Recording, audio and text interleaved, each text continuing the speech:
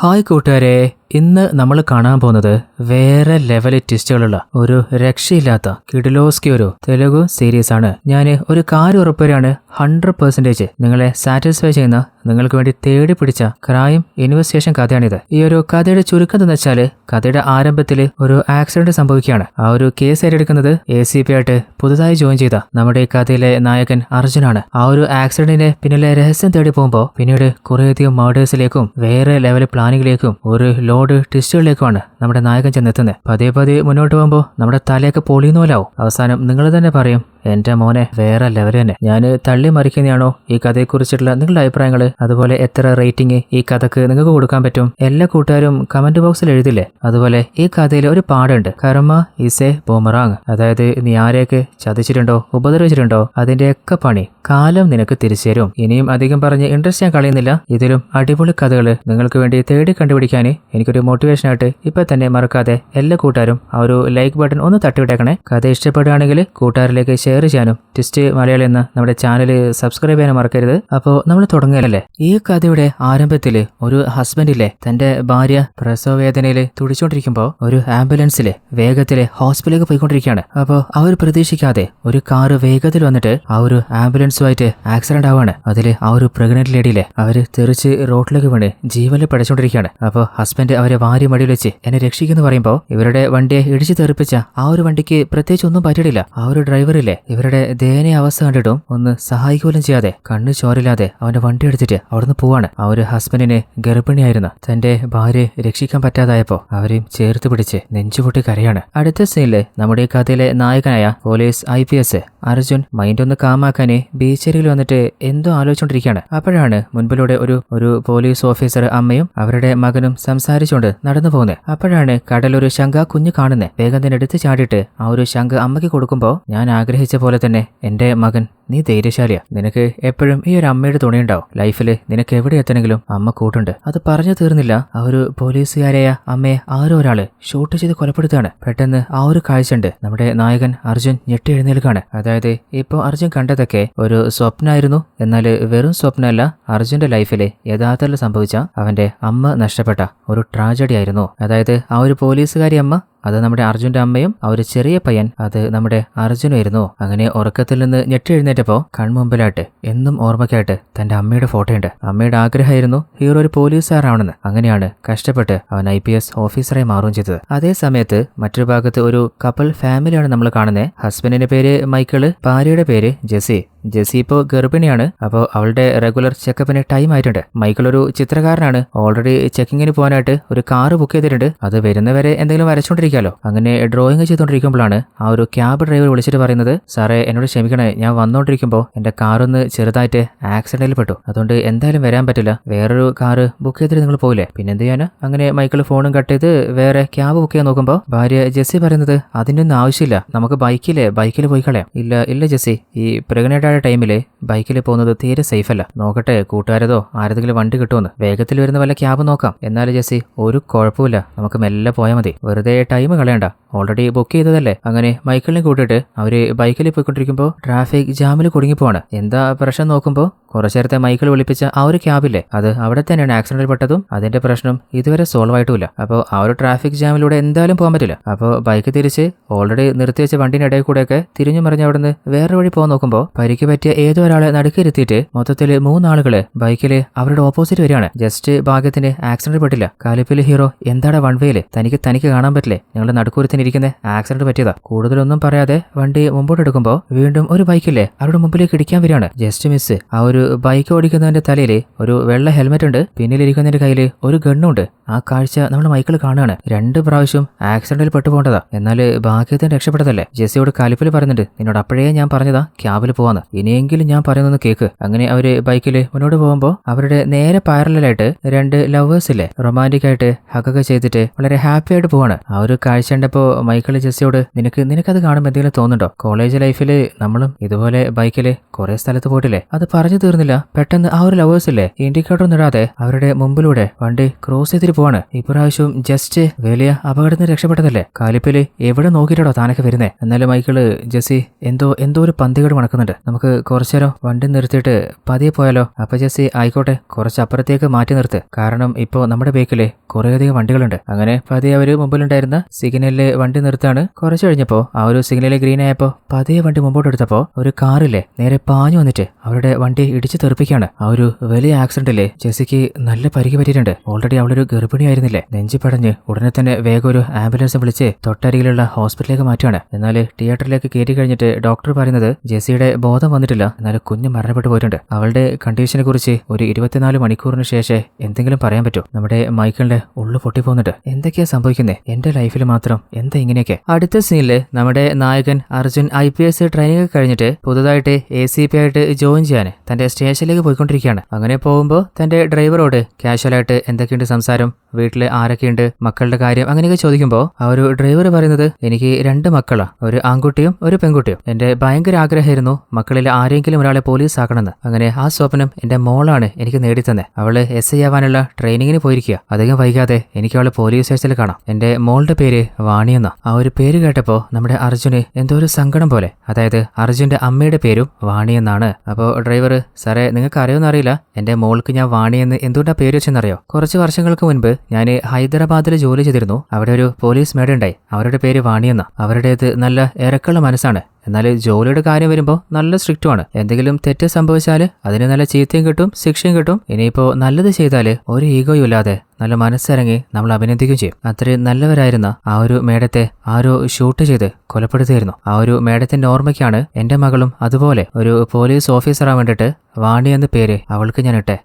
Sir ആ ഒരു മേഡത്തെ കുറിച്ച് കേട്ടിട്ടുണ്ടോ? അപ്പൊ അർജുൻ, കേട്ടിട്ടുണ്ടോന്നോ? അവരാരാന്നറിയോ? എന്റെ അമ്മ തന്നെയാ. അങ്ങനെ പുതിയ സ്റ്റേഷനിലെത്താണ്. എല്ലാ പോലീസ് ഓഫീസേഴ്സും ബൊക്കയും വെൽക്കം എല്ലാം കൊടുത്ത് ഹീറോ ഇൻവൈറ്റ് ചെയ്യാണ്. അങ്ങനെ ജോയിൻ ചെയ്ത ഉടൻ തന്നെ ആ ഒരു സ്റ്റേഷനിലെ ഒരു കോൺസ്റ്റബിളിനെ വിളിച്ചിട്ട് ആ സ്റ്റേഷനിലുള്ള എല്ലാ ഓഫീസേഴ്സിനെ കുറിച്ചും ശരിക്കും ഒന്ന് അറിഞ്ഞു വെക്കുന്നുണ്ട്. അതായത് ആരൊക്കെയാണ് സത്യസന്ധരായിട്ടുള്ള ആളുകൾ, ആരൊക്കെയാണ് എന്തിനും തയ്യാറാവുന്ന ഓഫീസേഴ്സ്, അതുപോലെ കൈക്കൂലി വാങ്ങുന്നവരാരൊക്കെയാണ്, അങ്ങനെ എല്ലാ ഡീറ്റെയിൽസും നമ്മുടെ കോൺസ്റ്റബിളിലെ ഹീറോയ്ക്ക് വ്യക്തമായിട്ട് പറഞ്ഞു കൊടുക്കുന്നുണ്ട്. അതേ സമയത്ത് നമ്മുടെ ഹീറോയുടെ അസിസ്റ്റന്റ് ആയിട്ടുള്ള അതേ സ്റ്റേഷനിലുള്ള SI ടാസ്ക് ഫോഴ്സിന്റെ ഓഫീസിലേക്ക് വന്നിരിക്കുകയാണ്. എന്നിട്ട് ടാസ്ക് ഫോഴ്സിലെ ഇൻസ്പെക്ടർ ശേഖരനോട് കഥയുടെ ആരംഭത്തിലെ മൈക്കിളും ജെസ്സിയും പോയ ബൈക്ക് വേറൊരു കാറ് വന്ന് ഇടിച്ചു തെറിപ്പിച്ചിരുന്നില്ലേ, അപ്പോ ആ ഒരു ആക്സിഡന്റിനെ കുറിച്ച് അന്വേഷിക്കാനാണ് വന്നിട്ടുള്ളത്. ആ ഒരു വണ്ടി അതൊരു ക്യാബാണ്. അപ്പോൾ എന്തിനാ ഇപ്പോ ടാസ്ക് ഫോഴ്സ് ഓഫീസിൽ വന്നില്ലെന്ന് വെച്ചാല് അന്ന് ആക്സിഡന്റ് ചെയ്ത ആ ഒരു വണ്ടിയിലെ ഇവിടെയാണ് പിടിച്ചു വെച്ചിട്ടുള്ളത്. അപ്പൊ ഇൻസ്പെക്ടർ, ശേഖർ സാറേ, ആ ഒരു വണ്ടി അന്ന് ഡ്രൈവ് ചെയ്ത ഡ്രൈവറോട് ഒന്ന് സംസാരിക്കണല്ലോ, അന്ന് എങ്ങനെയാ ആക്സിഡന്റ് പറ്റിയെന്നൊക്കെ. അപ്പോൾ SI ശേഖർ പറയുന്നത് അന്ന് ആ ഒരു ക്യാബില്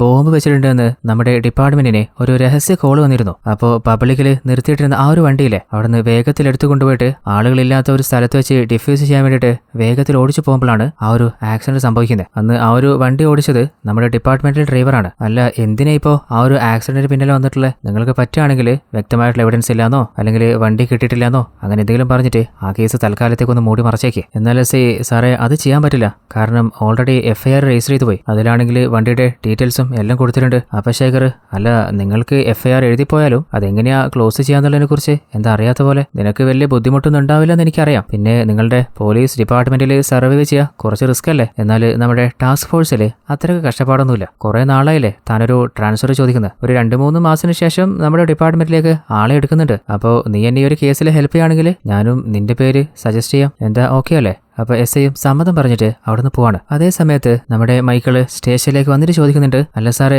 കേസിന്റെ കാര്യം എന്തായി? ആ വണ്ടി ആരോ ഓടിച്ചിരുന്നത് മനസ്സിലായോ? എന്നാൽ SI, മൈക്കിളെ, ഞാൻ ആ കേസ് ശരിക്കും അന്വേഷിച്ചതാ, കുറേ ദിവസം അതിന്റെ പിന്നാലെ. എന്നാൽ ഞാൻ അന്വേഷിച്ചിടത്തോളം അതൊരു പ്രതീക്ഷിക്കാതെ നടന്ന അപകടം മാത്രം. വെറുതെ ഇനിയും ആ കേസിന്റെ പിന്നാലെ പോവാതെ തൽക്കാലം ആ കേസ് ക്ലോസ് ചെയ്യും. നിനക്ക് എത്ര നഷ്ടപരിഹാരം വേണമെങ്കിലും ഞാൻ വാങ്ങിത്തരാന്ന്. എന്നാലും മൈക്കിള്, നിങ്ങൾ എന്ത് വാങ്ങിത്തരാന്ന്? കോമ്പൻസേഷനോ? ആ ആക്സിഡന്റിലെ എന്റെ നഷ്ടം എന്താണെന്നറിയോ? മാസങ്ങളോളം ഞാനും എന്റെ വൈഫും കാത്തിരുന്ന എന്റെ കുഞ്ഞ് നഷ്ടപ്പെട്ടു പോയി. എന്റെ കുഞ്ഞിനെ എനിക്ക് തരാൻ പറ്റുമോ? എന്നിട്ട് കോമ്പൻസേഷൻ ആണ് പോലും. എന്നാൽ SI, എനിക്ക് എന്താ ചെയ്യാൻ പറ്റുക? ഇതൊക്കെ നിയമത്തിന്റെ വഴിയല്ലേ നമുക്ക് ചെയ്യാൻ പറ്റുമോ? മൈക്കിളെ, നിനക്കിപ്പോൾ ആകെ ഒരു വഴിയുള്ളൂ, ഈ ഒരു കേസ് ക്ലോസ് ചെയ്തിട്ട് കോമ്പൻസേഷൻ ആയിട്ട് പോവാ. അപ്പോൾ മൈക്കിളിനൊരു കാര്യം ഉറപ്പായിട്ടുണ്ട്, ഇനിയും ഈ SIയോട് പറഞ്ഞിട്ട് കാര്യമില്ല. അതുകൊണ്ട് കൂടുതലൊന്നും പറയാതെ നമ്മുടെ മൈക്കിളിന് പരിചയമുള്ള ഒരു MLA ഉണ്ട്. MLA മീറ്റ് ചെയ്യാൻ പോകുമ്പോൾ അങ്ങേര് ചോദിക്കുന്നത്, ജെസ്സി, അവളുടെ സിറ്റുവേഷൻ ഇപ്പം എന്താ? മെന്റലി അവളിപ്പോൾ ഓക്കെ അല്ലേ? പിന്നെ മൈക്കിളെ, നിന്റെ അപകട സമയത്ത് ഞാൻ വരാത്ത എന്താന്ന് നിനക്കിനോട് ദേഷ്യമൊന്നും വേണ്ട, കാരണം ആ ആക്സിഡന്റ് സംഭവിച്ച അതേ സമയത്താണ് പറഞ്ഞിട്ടാണ് എന്റെ മോളെ കാണാതാന്ന്, അവളെ തട്ടിക്കൊണ്ടുപോയതായിരുന്നു, പിന്നെ എങ്ങനെയൊക്കെയോ കഷ്ടപ്പെട്ടിട്ടാണ് അവള് തിരിച്ചിട്ടിയെ. അപ്പൊ മൈക്കിള് അത് കുഴപ്പമില്ല സാറേ, ഇപ്പൊ ജെസ്സി ഓക്കെയാ. അല്ല നീ എന്തിനാ എന്നെ കാണാൻ വന്നേ? സാറേ സാറിനറിയാലോ ഞാനും ജെസ്സിയും ഹോസ്പിറ്റലിലേക്ക് പോകുമ്പോഴാ ആ അപകടം നടന്നേ. അതില് എനിക്ക് എന്റെ കുഞ്ഞിനെ നഷ്ടപ്പെട്ടു പോയി. ജെസ്സി അവൾ എത്ര നാളാ വേദന തിന്നേ. എന്നാൽ ആ ഒരു ആക്സിഡന്റിനെ കുറിച്ച് ശരിക്കൊന്ന് അന്വേഷിക്കാൻ സ്റ്റേഷനിൽ FIR കൊടുത്തിട്ടും അവര് ഹോണസ്റ്റ് ആയിട്ട് ആ കേസ് അന്വേഷിക്കുന്നില്ല. എങ്ങനെയെങ്കിലൊക്കെ വേഗം ആ കേസ് ക്ലോസ് ചെയ്യാനാ അവർ ട്രൈ ചെയ്യുന്നത്. സാറേ സാറിന് പറ്റുകയാണെങ്കിൽ എങ്ങനെയെങ്കിലും എന്നെ ഒന്ന് ഹെൽപ്പ് ചെയ്യോ? എന്നോട് ചതി ചെയ്തവന് എന്തായാലും ശിക്ഷ കിട്ടിയേ മതിയോ? അപ്പൊ MLA നീ ടെൻഷൻ അടിക്കണ്ട, ഞാനും നോക്കിയോട്ടെ എനിക്ക് എന്താ ചെയ്യാൻ പറ്റാന്ന്. അങ്ങനെ അയാള് ആർക്കോ കോൾ ചെയ്യാണ്. അടുത്ത സീനില് പോലീസ് ഹെഡ് തന്നെ നമ്മുടെ ASI അർജുനെ വിളിച്ചിട്ട് മൈക്കിളിന്റെ ആക്സിഡന്റ് കേസ് അന്വേഷിക്കാൻ പറയാണ്. അതായത് നിങ്ങളുടെ സ്റ്റേഷനിലുള്ള SI ഓൾറെഡി ആ കേസ് അന്വേഷിച്ചതാ, എന്നാൽ അങ്ങനെ വേറെ ആർക്കോ ഫേവർ ചെയ്യുന്നുണ്ടെന്ന് തോന്നുന്നുണ്ട്. അതായത് കേസ് വേഗം ക്ലോസ് ചെയ്യാനാണ് അയാൾ ട്രൈ ചെയ്യുന്നത്. അപ്പോൾ അതൊരു സാധാരണ ആക്സിഡന്റ് ആവാൻ സാധ്യതയില്ല, അതിന്റെ പിന്നില് എന്തോ രഹസ്യമുണ്ട്. അപ്പോൾ അതെന്താണെന്ന് നീ വേണം കണ്ടുപിടിക്കാൻ. അങ്ങനെ അർജുനും ആ ഒരു കേസ് ഏറ്റെടുക്കാണ്. അടുത്ത സീനില് നമ്മൾ കാണുന്നത് ഒരു 3 ആളുകളെയാണ്. ഇവരാരാന്ന് വെച്ചാല് നമ്മുടെ മൈക്കിള് രാവിലെ ബൈക്കിൽ പോകുമ്പോ 3 ആളുകൾ ഓപ്പോസിറ്റ് വന്നില്ലേ, അതിലെ നടുക്ക് ഒരുത്തിന്റെ തലയിൽ മുറിവ് പറ്റിയിരുന്നില്ലേ, ആ 3 ആളുകൾ തന്നെയാണ്. ഇപ്പോ ഇവരെവിടെയാന്ന് വെച്ചാല് പോലീസിന് പിടികൊടുക്കാതെ രഹസ്യമായിട്ട് ഒളിച്ചിരിക്കുകയാണ്. അതിന്റെ കാരണം എന്താന്ന് വെച്ചാല് ആ ബൈക്കെന്ന് ഡ്രൈവ് ചെയ്ത ആ ഒരു മുടിയനില്ലേ, ഇവന്റെ പേര് ഭരത് എന്നാണ്. അപ്പോ അവൻ നിർമ്മല എന്ന ഒരു പെൺകുട്ടിയെ റേപ്പ് ചെയ്ത് കൊലപ്പെടുത്തിയിട്ടുണ്ട്. അപ്പോ പോലീസ് അവന്റെ പിന്നാലെയുണ്ട്. അപ്പോ പിടികൊടുക്കാതിരിക്കാനാണ് അവൻ ഒളിച്ചിരിക്കുന്നത്. എന്നാൽ അവന്റെ കൂടെയുള്ള 2 കൂട്ടാളികളില്ലേ, അവരെന്തിനാ ഭയന്ന് ഒളിച്ചിരിക്കുന്നത്? അതിന്റെ പിന്നിലും ചില രഹസ്യങ്ങളുണ്ട്. എന്നാൽ അതെന്തൊക്കെയാണെന്ന് പതിയെ മുന്നോട്ട് പോകുമ്പോഴേ നമുക്ക് മനസ്സിലാവും. അടുത്ത സീനിൽ നമ്മൾ കാണുന്നത് നമ്മുടെ നായകനായിട്ടുള്ള അർജുനും അർജുന്റെ അച്ഛനും ഇല്ലേ ടിവിയിൽ ഒരു ന്യൂസ് കാണുകയാണ്. അതായത് കുറച്ചു നേരത്തെ ഭരത് കൊലപ്പെടുത്തിയെന്ന് പറഞ്ഞ നിർമ്മലയില്ലേ, അവളുടെ മർഡർ കേസാണ്. അതായത് ഏതോ കുറ്റവാളികള് വീട് തകർത്ത് ഉള്ളിൽ കയറിയിട്ട് അവൾ ഉപദ്രവിച്ച് കൊലപ്പെടുത്തിയിട്ട് പോയതാണ്. എന്നാൽ പോലീസിന് ഇതുവരെ ആ കുറ്റവാളികൾ ആരാണെന്ന് കണ്ടുപിടിക്കാൻ പറ്റിയിട്ടില്ല. അങ്ങനെ അടുത്ത സീനില് ഓൾറെഡി മൈക്കിള് MLAയുമായിട്ട് സംസാരിച്ചതല്ലേ, അപ്പോ കേസിന് എന്തെങ്കിലും നീക്കുപോക്കുണ്ടെന്ന് കരുതിയിട്ട് സ്റ്റേഷനിലേക്ക് വന്നിട്ട് എന്തായി സാറേ കേസിന്റെ കാര്യം? ഓൾറെഡി മൈക്കിളെ നിന്നോട് പറഞ്ഞതല്ലേ, അതിന്റെ പിന്നാലെ പോയിട്ട് ഒരു കാര്യമില്ല, ആ കേസ് ക്ലോസ് ചെയ്തേക്ക്. അല്ല സാറേ ശരിക്കും അന്വേഷിക്കാതെ കേസ് ക്ലോസ് ചെയ്യാൻ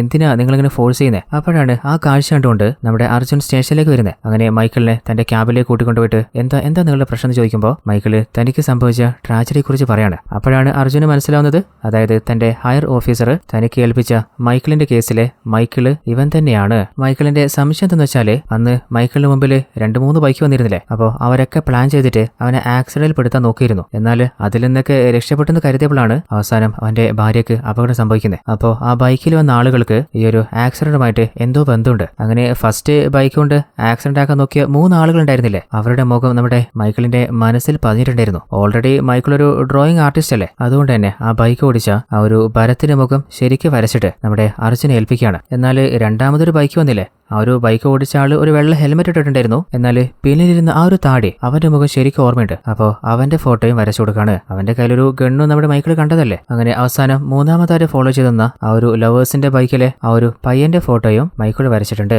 അങ്ങനെ അർജുൻ ആ ഓരോ ഫോട്ടോയും ചെക്ക് ചെയ്യുമ്പോൾ അതിലെ ആ താടിക്കാരന്റെ ഫോട്ടോ കണ്ടപ്പോൾ വല്ലാതെ ഷോക്കായി പോവാണ്. കാരണം ആ ഒരു വണ്ടി ഓടിച്ച വെള്ള ഹെൽമെറ്റ് വെച്ചിരുന്നത് അത് വേറെ ആരുമല്ല, നമ്മുടെ നായകനായ അർജുൻ തന്നെയായിരുന്നു. അതായത് അർജുൻ എന്തോ ഒരു ജോലിക്ക് പോയിക്കൊണ്ടിരുന്നപ്പോൾ ആ ഒരു താടി ഗണ്ണ് കാണിച്ച് ഭയപ്പെടുത്തിയിട്ട് അവനൊരു സ്ഥലത്ത് ഡ്രോപ്പ് ചെയ്യാൻ പറഞ്ഞ് ആ ഒരു ബൈക്കിൽ കയറിയതാണ്. അങ്ങനെ വേറെ വഴിയില്ലാതെ അവനുമായിട്ട് ബൈക്കിൽ പോകുമ്പോഴാണ് മൈക്കിളിന്റെ മുമ്പിൽ പെട്ടുപോകുന്നത്. അവിടെ നിന്ന് സ്കൂട്ടായിട്ട് കുറച്ച് ദൂരം എത്തിയപ്പോൾ ആ ഒരു താടിയെ എങ്ങനെയെങ്കിലും ചവിട്ടി താടിട്ടണല്ലോ. അങ്ങനെ ഒരു മണൽ കൂനയിലേക്ക് വണ്ടി ഇടിച്ചിട്ടിട്ട് ആ ഒരു താടി തെറിച്ചു വീണപ്പോൾ അവന്റെ ഗണ്ണും വീണ്ടുണ്ട്. അങ്ങനെ ഗണ്ണെടുത്ത് ലോക്ക് ചെയ്തിട്ട് അവനോട് നീ ആരാണെന്ന് ചോദിക്കുകയാണ്. ഇവിടെയാണ് ആദ്യത്തെ എപ്പിസോഡ് അവസാനിക്കുന്നത്. അങ്ങനെ അടുത്ത എപ്പിസോഡിന്റെ സ്റ്റാർട്ടിങ്ങിലെ ഒരു ടെററിസ്റ്റ് ടീമില്ലേ കയ്യില് ഗണ്ണൊക്കെ വെച്ചിട്ട് എന്തോ ട്രെയിനിങ് ചെയ്തുകൊണ്ടിരിക്കുകയാണ്. എന്നിട്ട് ആ ടീമിന്റെ ഹെഡ് ഇവന്റെ പേര് ജസീൽ എന്നാണ്. അവൻ കൂട്ടാളികളോട് പറയുന്നുണ്ട്, നമ്മള് വേഗം തന്നെ റെഡിയാണോ, കാരണം നമ്മുടെ പദ്ധതി വൈകിപ്പിക്കാതെ ചെയ്ത് തീർത്തേ മതിയാവും. അതേ സമയത്ത് നമ്മുടെ നായകൻ അർജുനിലെ ആ താടിക്കാരനെ ഗണ്ണ് കാണിച്ച് ലോക്ക് ചെയ്തിട്ട് ഒറ്റയ്ക്ക് ഒരു റൂമിൽ കൊണ്ടുപോയി പൂട്ടിട്ടിട്ടുണ്ട്. അങ്ങനെ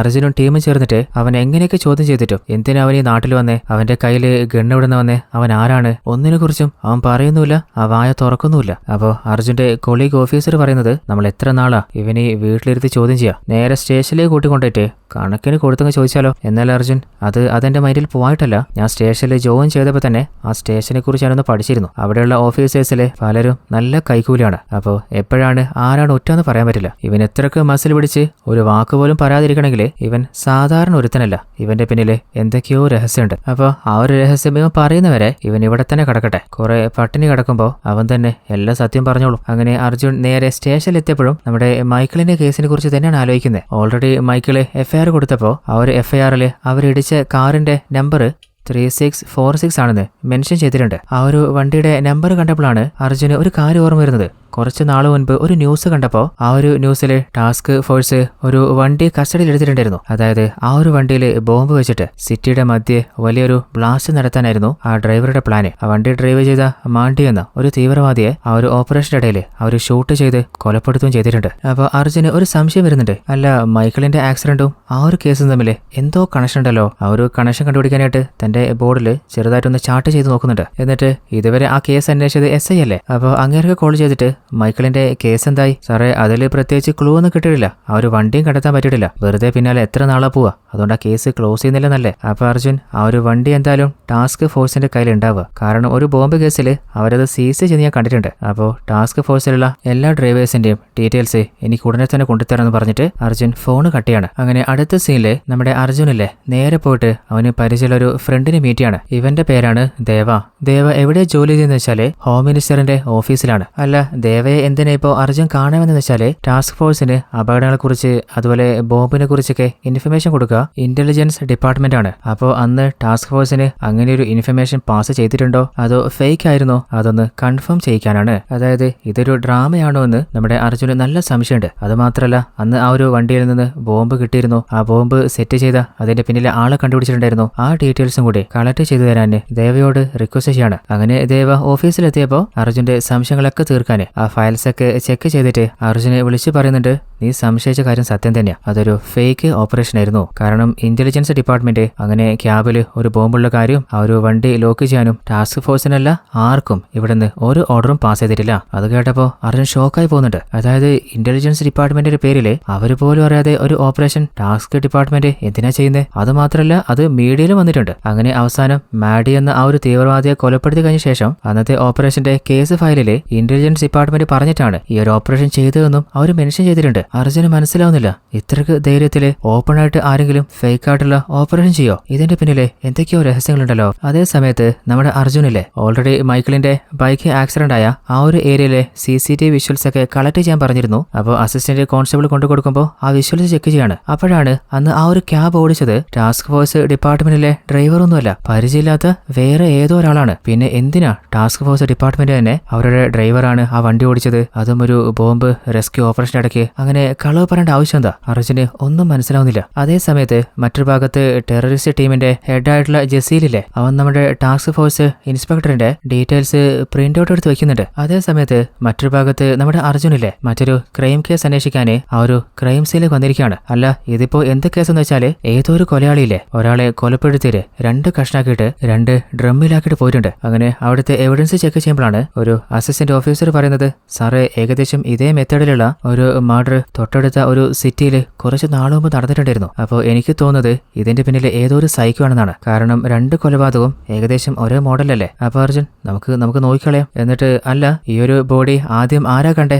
ആരാ പോലീസിന് ഇൻഫോം ചെയ്തേ? അപ്പോഴാണ് ഒരു പയ്യൻ അങ്ങോട്ട് വരുന്നത്. അതായത് ഇവൻ ആരോന്ന് മനസ്സിലായോ? കഥയുടെ ആരംഭത്തില് മൈക്കിളിനെ ആക്സിഡന്റിൽ പെടുത്താൻ നോക്കിയ ലവേഴ്സിലെ ആ ഒരു പയ്യനാണ്. അപ്പൊ അർജുൻ, അല്ല, നിന്റെ ജോലി എന്താ? സാറേ, ഞാനൊരു എഴുത്തുകാരനാ. ആഹാ, നീ എഴുത്തുകാരനാ? എഴുതുന്നതിന് എന്തിനാടാ ഗണ്ണ്? അങ്ങനെ അവനൊരു വീഡിയോ വിഷ്വല് കാണിച്ചു കൊടുക്കുന്നുണ്ട്. അതായത് ഇവന്റെ ലവറും അന്ന് ആ ബൈക്കിൽ ക്രോസ് ചെയ്ത് പോയിട്ട് കുറച്ച് ദൂരെ എത്തിയപ്പോൾ ആരും ബ്ലോക്ക് ചെയ്തിട്ടുണ്ട്. അപ്പൊ ഇവൻ അവർക്ക് നേരെ ഗണ്ണ് കാണിച്ച് ഭയപ്പെടുത്തിയിട്ട് അവിടെ നിന്ന് രക്ഷപ്പെടാൻ നോക്കിയിരുന്നു. അപ്പോൾ ഇതൊക്കെ എന്താണെന്ന് ചോദിക്കുമ്പോൾ അവനവന്റെ ഫ്ലാഷ് ബാക്ക് പറയാണ്. ഇവന്റെ പേര് മഹേഷ് എന്നാണ്. മഹേഷിന്റെ ലവറുടെ പേര് സുധ. സുധയുടെ അച്ഛൻ ആരെന്ന് വെച്ചാല് വലിയ പണക്കാരനും രാഷ്ട്രീയ പ്രവർത്തകനായിട്ടുള്ള MLA റെഡ്ഡിയാണ്. അതായത് മൈക്കിളിനെ കുറച്ചു മുമ്പ് ഹെൽപ്പ് ചെയ്യാന്ന് പറഞ്ഞ ആ ഒരു MLA അങ്ങേര് തന്നെ. എന്നാൽ MLA കുറെ നാളായിട്ട് തന്റെ മകൾക്ക് ഒരു പണക്കാരനായ പയ്യനെ കണ്ടുവച്ചിട്ട് അവളെ ആ ഒരു കല്യാണത്തിന് ഫോഴ്സ് ചെയ്യായിരുന്നു. എന്നാൽ സുധ നേരെ വന്നിട്ട് ആ കാര്യം മഹേഷോട് പറഞ്ഞിട്ട്, നമ്മൾ ഈ കാര്യം അച്ഛനെ ധരിപ്പിച്ചിട്ടില്ലെങ്കിൽ ഉറപ്പായിട്ടും അച്ഛൻ എന്നെ അവനെ കൊണ്ട് കെട്ടിക്കും. അതിനുമുമ്പ് നീ ഒരു കാര്യം ചെയ്യ്, വന്ന് അച്ഛനോട് നമ്മുടെ കാര്യം സംസാരിക്കേ. എന്നാൽ ഇവനൊരു പേടിത്തൊണ്ടനായതുകൊണ്ട്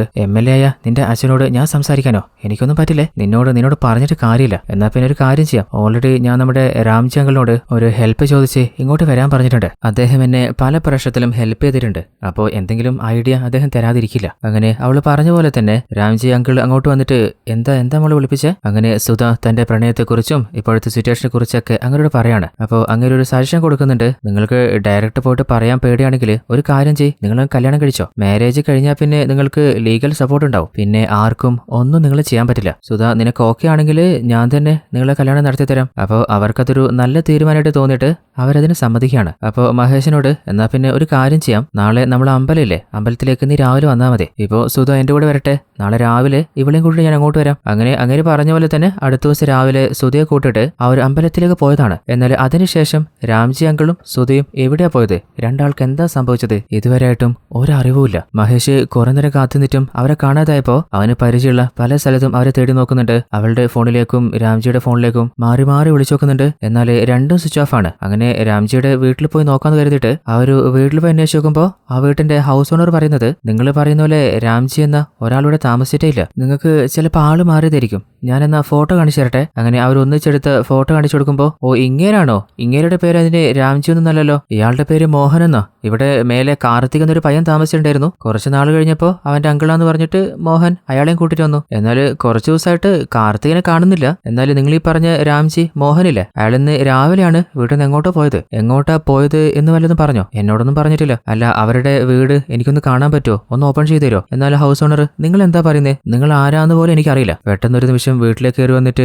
ഇയാൾ അറിയോ അയാളുടെ വീടൊന്ന് തുറന്നു തരുന്നൊക്കെ ചോദിച്ചാൽ അവരുടെ സമ്മതമില്ലാതെ അവരുടെ വീട് ഞാൻ എങ്ങനെ ഓപ്പൺ ചെയ്യാം? എന്നാൽ പറഞ്ഞിട്ട് കാര്യമില്ലെന്ന് ഉറപ്പായപ്പോ മഹേഷില്ലേ അങ്ങേരുടെ കയ്യിൽ നിന്ന് ചാവിയും തട്ടിപ്പറിച്ച് ആ വീടിന്റെ ഗേറ്റും ചാടിയിട്ട് ആ വീട് ഓപ്പൺ ചെയ്യാണ്. അങ്ങേര് പറഞ്ഞിട്ട് അവൻ കേൾക്കാതായപ്പോ പോലീസിനെ വിളിച്ചു നോക്കുന്നുണ്ട്. അങ്ങനെ അങ്ങേരും പിന്നാലെ വരുമ്പോ മഹേഷില്ലേ അവൻ ആ വീട് മുഴുവനായിട്ട് ഒന്ന് ശരിക്ക് തേടി നോക്കുന്നുണ്ട്. ഈ വീട്ടിൽ എവിടെയെങ്കിലും ഇനി സുധയെ അങ്ങനെ ലോക്ക് ചെയ്തിട്ടുണ്ടോ, എന്തെങ്കിലും എവിഡൻസ് കിട്ടോ? എന്നാൽ പ്രത്യേകിച്ച് ഒരു ക്ലൂവും കിട്ടുന്നില്ല. അപ്പോഴാണ് ആ വീട്ടില് 2 ഡ്രം മൂടി വെച്ച കാണുന്നേ. അത് ഓപ്പൺ ചെയ്ത് നോക്കുമ്പോ അതില് 2 ആളുകളെ കൊലപ്പെടുത്തിയിട്ട് മൂടി വെച്ചിട്ടുണ്ട്. അങ്ങനെ അവൻ അലറി വിളിക്കുകയാണ്. അതിനുശേഷമാണ് ഓൾറെഡി നമ്മുടെ ഹൗസ് ഓണർ പോലീസിനെ വിളിച്ചിരുന്നില്ലേ, പിന്നെ ഈ ഒരു മർഡർ കേസ് പറഞ്ഞിട്ടാണ് പോലീസ് ടീം ആ ഒരു വീട്ടിലേക്ക് വരുന്നത്. അങ്ങനെ അന്വേഷണം തുടങ്ങിയപ്പോൾ പ്രത്യേകിച്ച് ക്ലൂ ഒന്നും കിട്ടാതായപ്പോ എങ്ങനെയെങ്കിലും ഈ ഒരു കേസ് ഒതുക്കാൻ വേണ്ടിയിട്ട് മഹേഷ് തന്നെയാണ് കുറ്റവാളിയെന്ന് പോലീസ് സ്ഥിരീകരിക്കാൻ നോക്കുകയാണ്. അപ്പോൾ അതിനെക്കുറിച്ച് പോലീസ് ഡിസ്കസ് ചെയ്യുന്ന കേട്ടപ്പോൾ മഹേഷിന് ഉറപ്പായിട്ടുണ്ട് ഇനിയും 10 മിനിറ്റ് നിന്ന് കഴിഞ്ഞാൽ പണി പാളും. അങ്ങനെ ജീവനും കയ്യിൽ പിടിച്ചിട്ട് അവിടെ നിന്ന് ഓടി തള്ളിയതാണ്. അങ്ങനെ പോലീസിൽ നിന്ന് ജസ്റ്റ് രക്ഷപ്പെട്ട ശേഷം തന്റെ ലവർ സുധയ്ക്ക് അവൾക്ക് എന്താ പറ്റിയെന്നറിയാതെ ആ ഒരു നാട് മുഴുവനായിട്ട് അവളെ തേടി അലയുന്നുണ്ട്. അങ്ങനെ അവസാനം ആ ഒരു നാട്ടിന്റെ അതിർത്തി ഭാഗത്തായിട്ട് നമ്മുടെ രാംജിയുടെ കാറും കണ്ടെത്താണ്. എന്നാൽ കാറിന്റെ ഉള്ളിൽ ആരുമില്ല. അവര് എവിടെയാ പോയിട്ടുണ്ടാവുക എന്ന് തെളിയിക്കുന്ന ഒന്നുമില്ല.